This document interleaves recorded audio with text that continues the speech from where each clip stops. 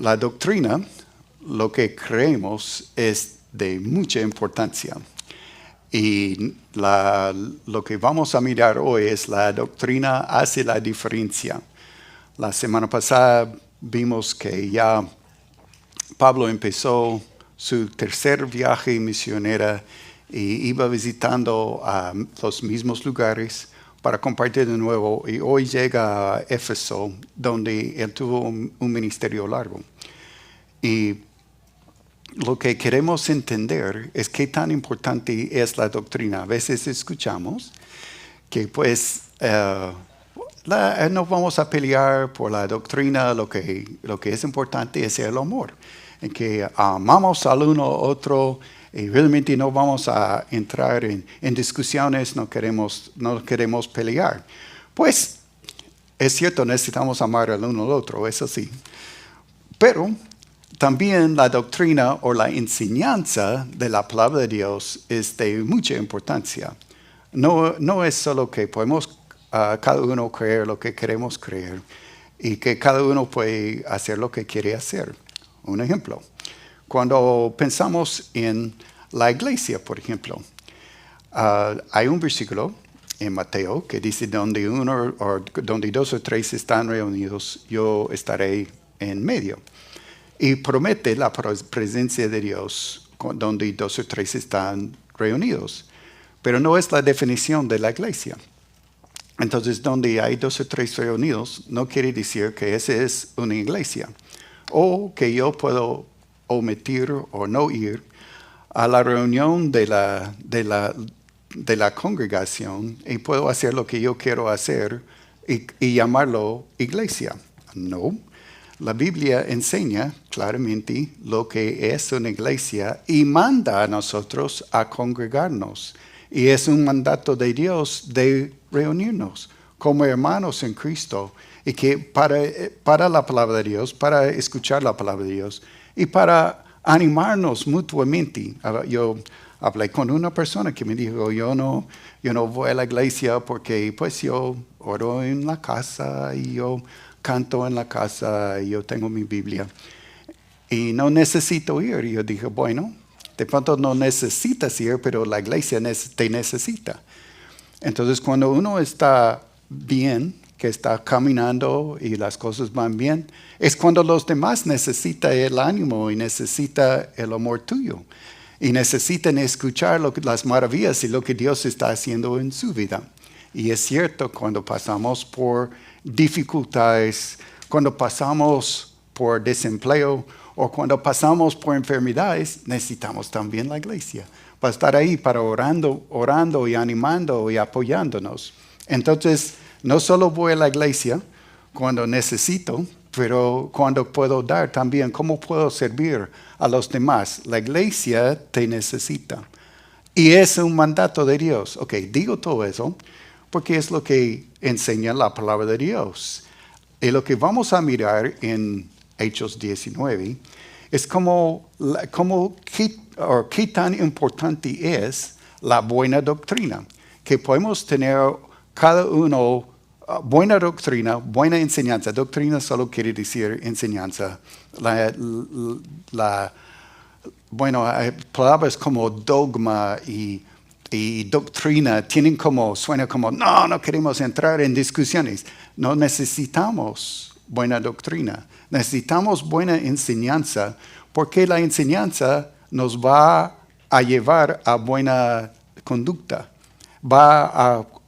Debe llevarnos a buena conducta. Voy a llevarnos a hacer lo que es correcto delante del Señor.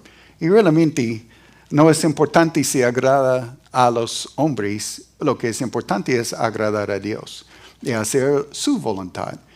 Entonces, lo que encontramos ahora en este viaje de Pablo es que él encuentra dos situaciones muy diferentes, pero en las dos situaciones lo que vemos es la importancia de la buena doctrina.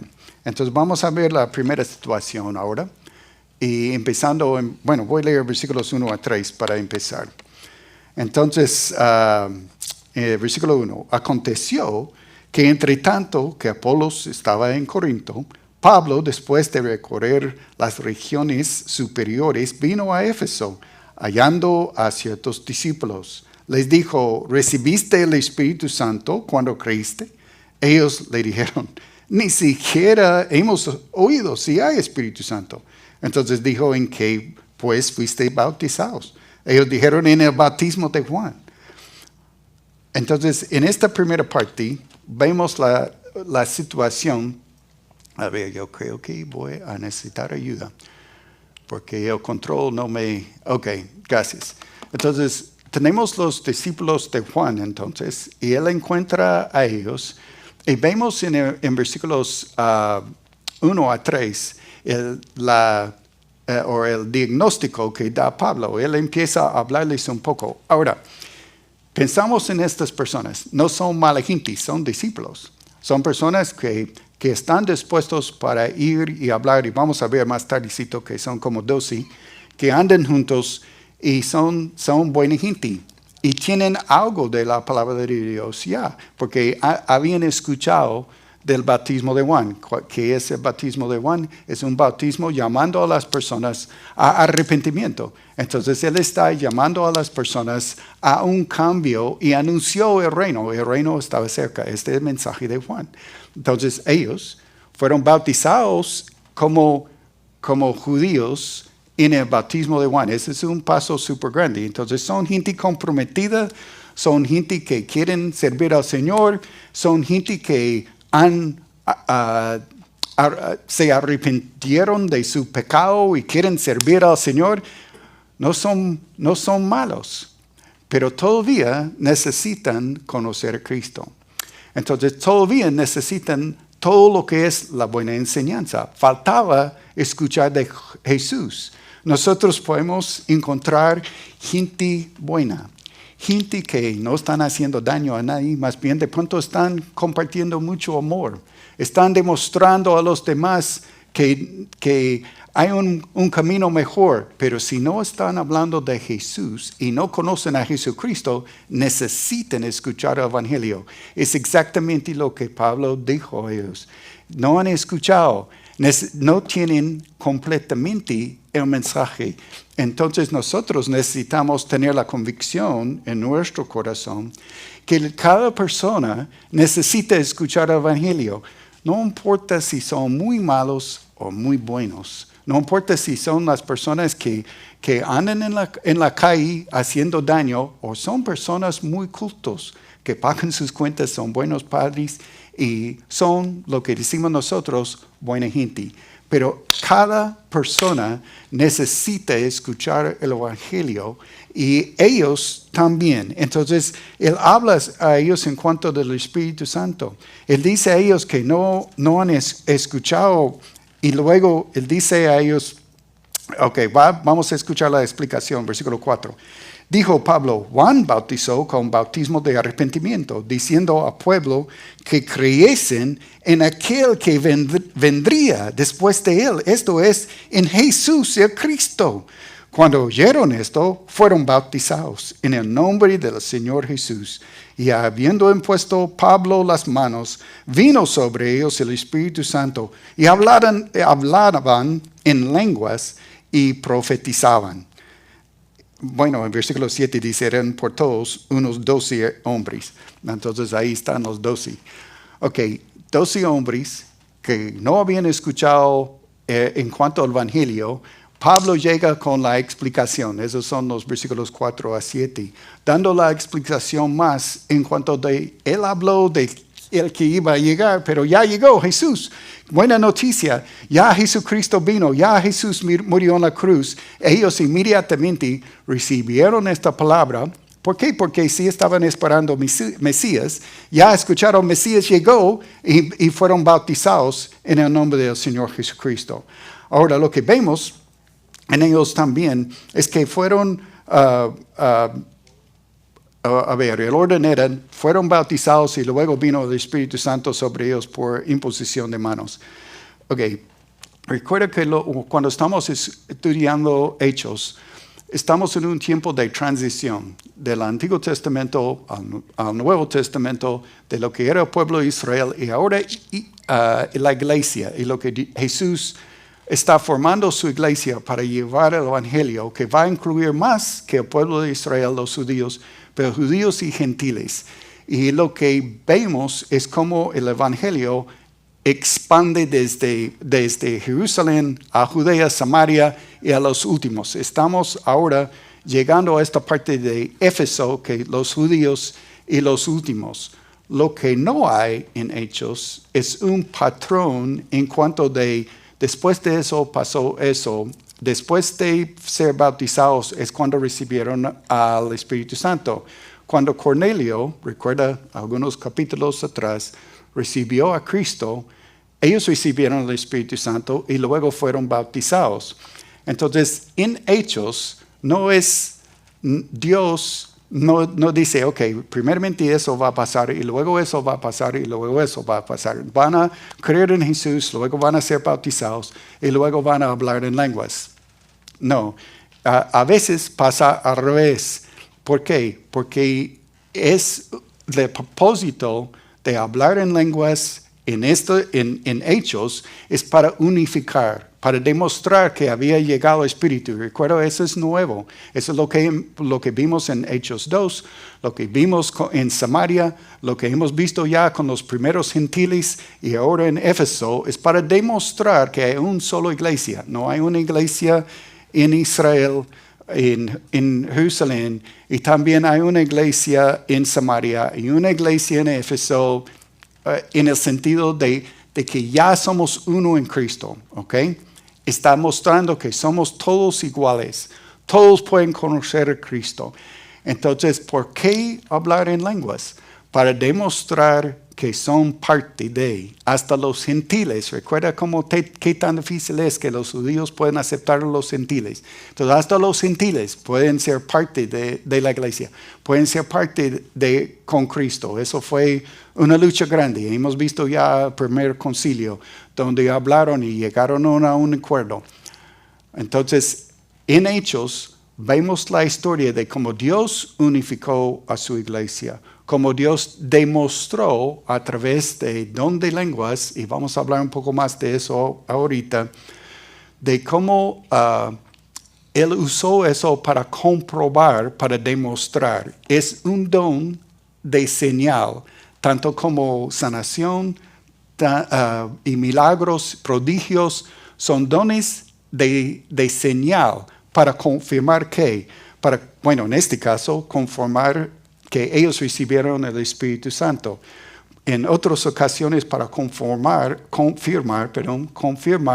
la palabra de Dios que ellos estaban revelando. ¿Por qué? Porque era necesario, porque no había el Nuevo Testamento.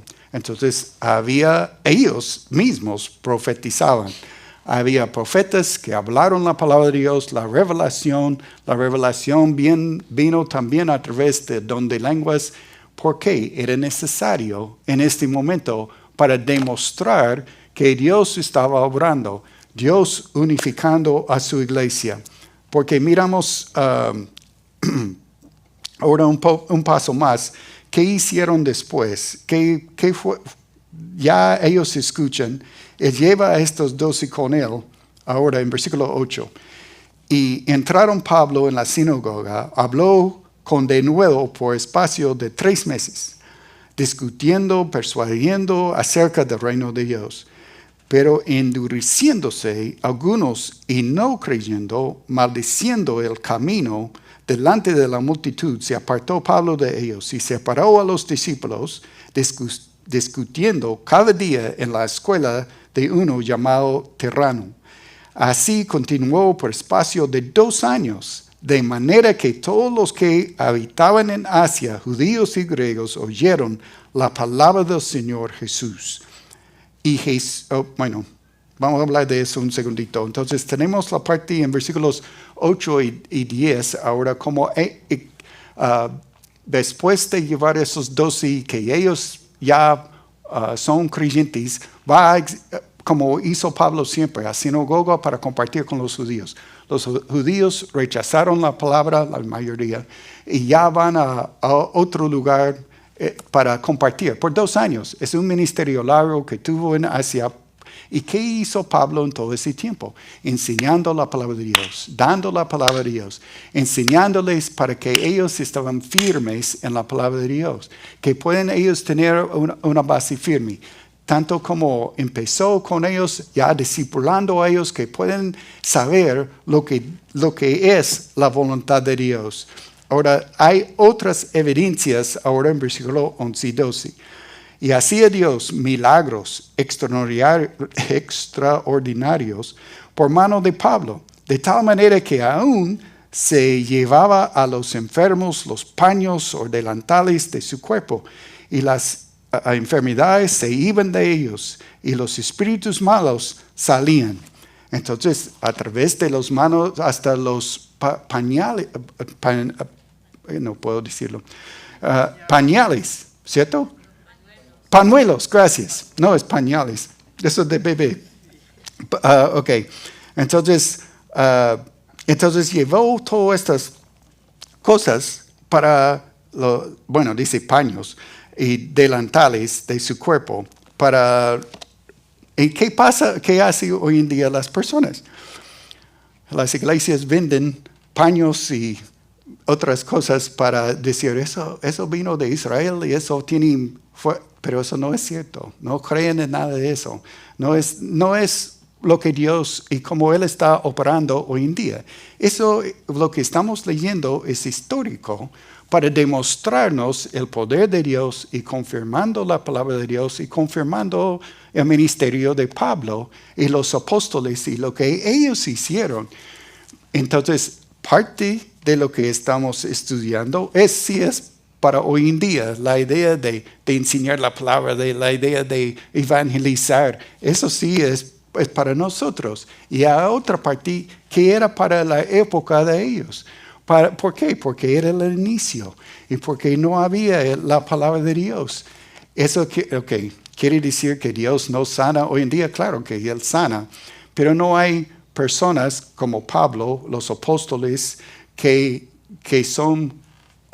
tienen el don de sanación. Esa es otra cosa. Un don de sanación es una persona que va y hasta su sombra cae sobre como el hecho de Pablo y una persona sanaba. Eso era para el tiempo de los apóstoles y el primer siglo. Nosotros sí podemos orar por una persona y ahí explica en Santiago cómo deberíamos orar, pero es en grupo. No es para una persona la gloria de lo que ha pasado por la intención de una persona, pero claro, nosotros hemos orado juntos en nuestra iglesia y hemos visto cómo Dios sana. Dios siempre sana. Bueno, a veces sana por un milagro, a veces sana por medicina y a veces sana por muerte. Nos lleva a su presencia y esa es la sanación completa. Tenemos que tener esta perspectiva. La muerte para el cristiano no es malo. Bueno, no es que queremos morir, no me toman mal, pero la muerte también es la sanación completa. Ya no hay más dolor, ya no hay más pecado. Entonces, Dios puede sanarnos en una de tres formas. Sí puede sanarnos por medio de milagros. Ahora, quiero volver a la parte de lenguas, porque yo sé que es complicado. Y las personas hoy en día, a veces, piensan que necesitamos todavía hablar en lenguas para confirmar que somos salvos o que hemos recibido el Espíritu Santo. Espero, por lo que yo he dicho ya, que ya saben que eso no es cierto, pero vamos a 1 Corintios, capítulo 14, por favor. Y si pueden anotar, capítulo 12, 13 y 14, son capítulos que hablan de los dones. Hemos estado estudiando un poco sobre dones en los últimos domingos, hablando de las diferentes clasificaciones de dones. Hay dones de motivación en el ministerio, hay dones de señal. Y lo que estamos pensando ahorita es los dones de señal.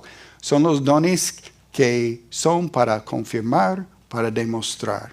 Lenguas es uno de esos. En 1 Corintios 12 hay una lista de dones algo que es importantísimo para nosotros, dos cosas en cuanto a los dones espirituales.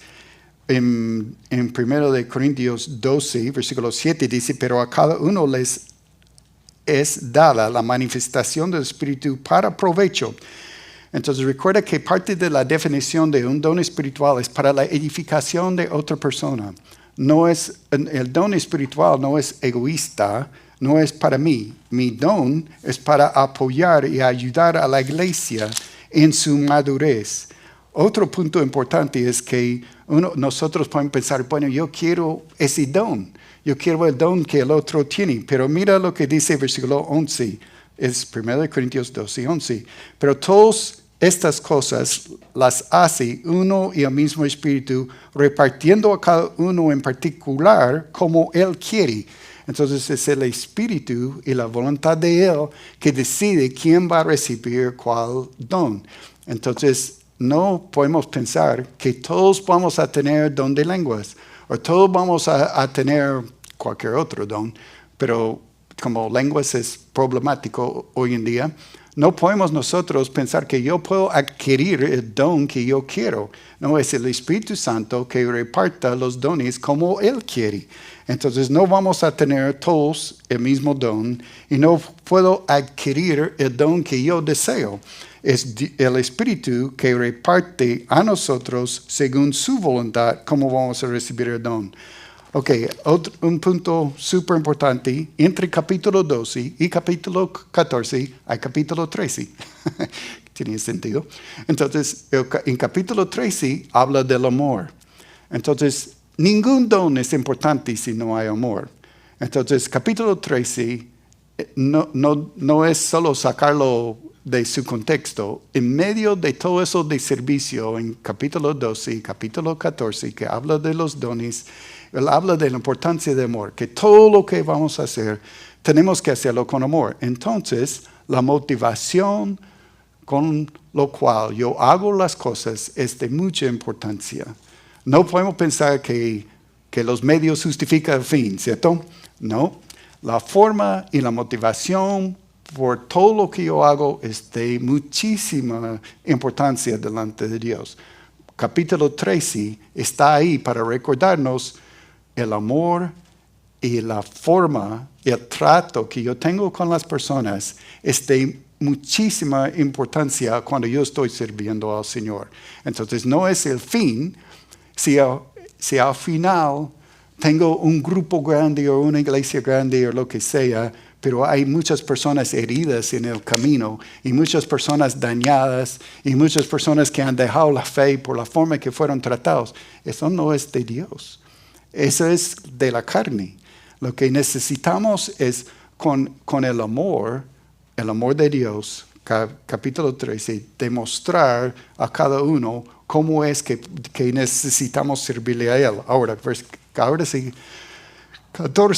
capítulo 14 de 1 Corintios habla específicamente en cuanto de dones, de lenguas. Lenguas, y hace un contraste entre el don de lenguas y el don de profecía.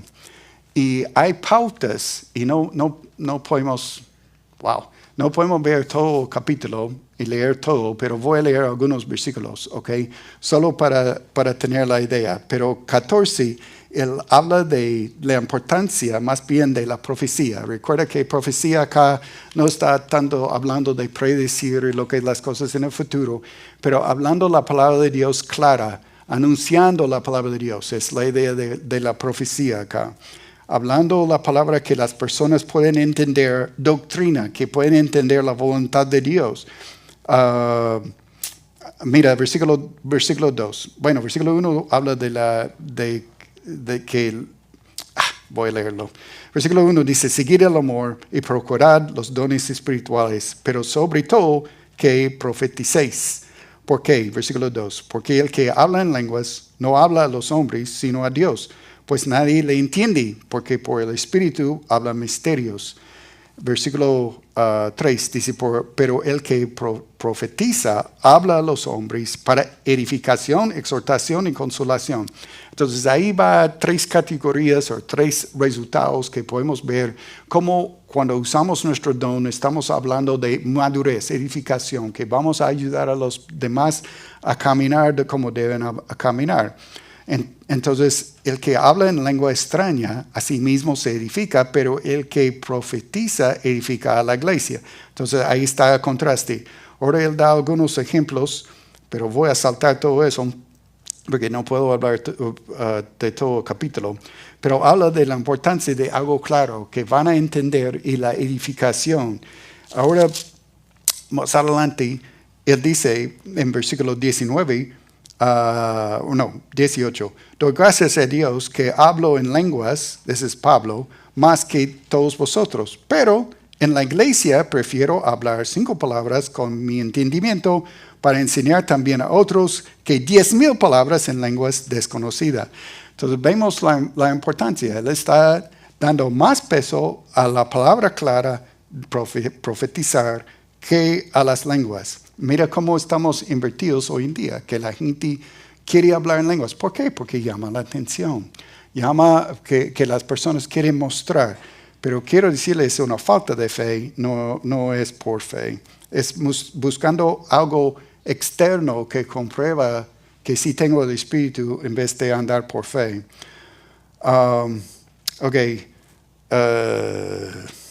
Entonces él dice que tan importante es hablar claramente. Ahora él da pautas. Mira el versículo 37. Está hablando en contexto de la iglesia. Si habla alguno en lenguas extrañas, sea esto por 2 o lo más 3, y por turno, y uno interprete. Entonces mira, aún si fuera hoy en día, él está dando pautas a la iglesia en Corinto en este momento. Si va a haber lenguas, 2 o 3 máximo, cada uno en turno y con interpretación. ¿Para qué? Para la edificación de la iglesia. Entonces lo que tenemos hoy en día, de todo el mundo hablando al mismo tiempo y todos diciendo palabras al mismo tiempo, eso no es. Eso no es del Espíritu. Uno dice, ¿cómo puede decir eso? Porque el Espíritu de Dios es el autor de la palabra de Dios.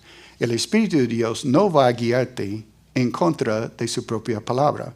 Entonces, no es de Dios. Él dice aquí 1 o 2, máximo 3, pero y cada uno por turno. También dice que las mujeres no deben hablar en lenguas en la congregación. Entonces, eso quita bastante en cuanto de practicar lo que dicen que son lenguas. La otra parte importante de recordar en cuanto de lenguas es que no es algo aprendido, es algo sobrenatural donde uno habla un idioma conocido y que la otra persona puede entender si fuera de este país, ¿cierto? Entonces lo que vemos desde Hechos capítulo 2 es que las personas de su región entendieron las lenguas y identificaron que ellos sí estaban hablando en su lengua. Entonces, lo que hay hoy en día de solo personas hablando, o aún peor, que quieren enseñarnos, si me botar, no puedo estar, enseñan cosas para repetir, que uno cae en, eso no es la idea. No queremos caer en error. Por eso es tan importante el estudio de la palabra de Dios. Por eso necesitamos entender el contexto de lo que pasó con Pablo. Él estaba corrigiendo a los discípulos de Juan el Bautista, ayudándoles a ellos a entender mejor el camino. Pero nosotros no queremos caer en el error de hacer prácticas que no son. Entender lo que hizo Pablo era para Pablo. Lo que estaban haciendo los apóstoles eran para los apóstoles. Necesitamos hacer lo que corresponde a nosotros para que muchos puedan conocer a Cristo. Ok, vamos a salir de lenguas. Si tienen más preguntas, pueden hablar con Chad después. No, pueden preguntarme, está bien. Ok, pues vamos a ver a Hechos, capítulo 19. Y, y lo que quiero que, solo estoy en la mitad del sermón, y ya no tenemos tiempo. Ok, vamos a hacer la segunda situación en 5 minutos, ok. Ok, segunda parte. Entonces, después de corregir a ellos, dice, pero, versículo 13, dice, pero algunos de los judíos, exorcistas ambulantes, intentaron invocar el nombre del Señor Jesús sobre los que tenían espíritus malos, diciendo, os conjuro con Jesús, el que predica Pablo. Ok, mira lo que estaban diciendo. Ellos, estas personas que pretendían ser ministros, que llegan ahí para expulsar demonios. Pero, ¿qué están diciendo? Están hablando de Jesús y están hablando que predica Pablo. Había 7 hijos, versículo 14, había 7 hijos de un tal Esceva, judío, jefe de los sacerdotes, que hacían esto. Pero respondiendo el espíritu malo, dijo, a Jesús conozco, y sé quién es Pablo, pero vosotros, ¿quiénes sois? Y el hombre en quien estaba el espíritu malo, saltando sobre ellos y dominándolos, pudo más que ellos, de tal manera que huyeron de aquella casa desnudos y heridos. Ok, tenemos esta segunda situación, que también es fuera de sí. ¿Por qué? Porque ellos trataron de ser algo que no eran. Trataron de ser ministros de Jesús sin ser creyentes. Entonces tenemos los primeros, el engaño de los ministros. Tenemos algunos que quieren tener los mismos poderes que tuvo Pablo, pero sin realmente conocer a Cristo. Entonces no son creyentes, no son personas de verdad. Están usando el nombre de Jesús como, ¿cómo se llama cuando es una fetish? Cuando es una, yo necesito una palabra. ¿Recuerda cuando todos los taxistas tienen algo colgado al espejo que está ahí? ¿Cómo es? Amuleto, gracias. Que estaban usando a Jesús así. Solo bueno, vamos a usar el nombre de Jesús y el que predica Pablo como si fuera algo de suerte, sin entender lo que es una relación personal con Jesús, sin entender que es Jesús que está obrando, sin entender lo que es realmente caminar con Jesús. Entonces estas personas ninguno es creyente, ni los ministros supuestos, ni, el endemoniado menos. No, nada que ver. Entonces, el primer paso en sacar demonios es que uno debe ser creyente de verdad. Antes de intentar hacer cualquier ministerio, uno debe entender que es creyente personal. Yo no puedo pensar que Dios va a obrar a través de mí por mi esposo o esposa, o por mi tío, o por mi abuelo. No, es una relación personal. Yo necesito conocer a Cristo y Él va a obrar en mi vida y va a ayudarme a tener un ministerio a los demás. Entonces, totalmente equivocados. Tenemos el engaño de ellos, la verdad del demonio. Él habló la verdad. Conocemos a Pablo, conocemos a Jesús, pero ¿quién eres? Ustedes no son. Entonces el demonio habló la verdad. Y luego tenemos la derrota, que los sacó corriendo. Ahora, quiero que vean los resultados de lo que pasó con todo eso para terminar, ¿ok? Empezando en versículo 17. Y esto fue notorio a todos los que habitaban en Éfeso. Así judíos como griegos tuvieron temor. Eso es importantísimo.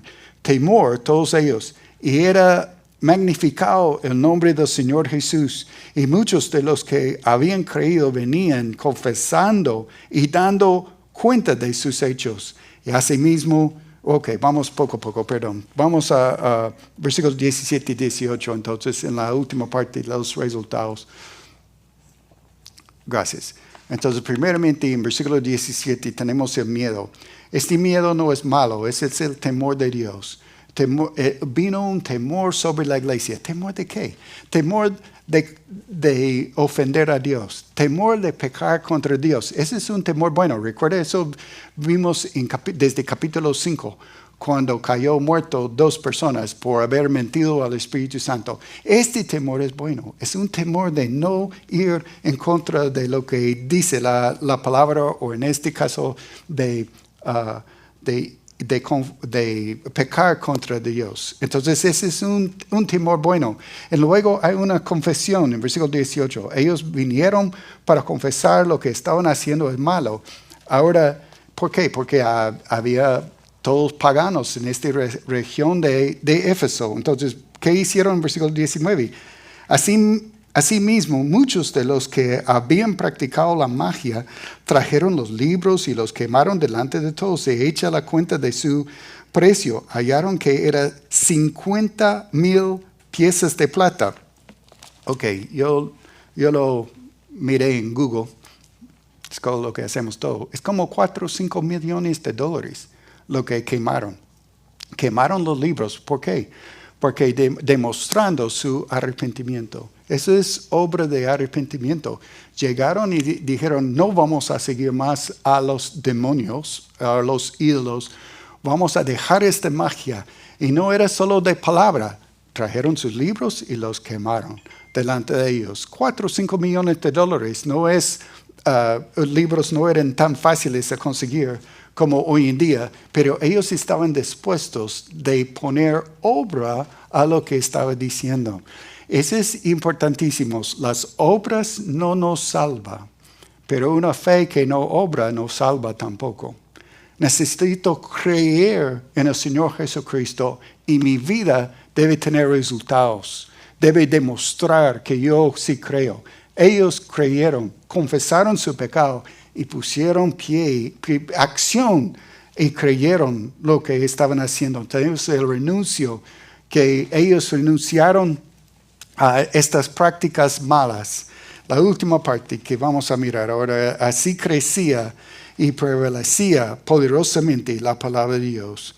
Entonces lo que vemos en este última parte del versículo 20 es la multiplicación. Muchas personas que están recibiendo a Cristo en todo este ministerio explotaba.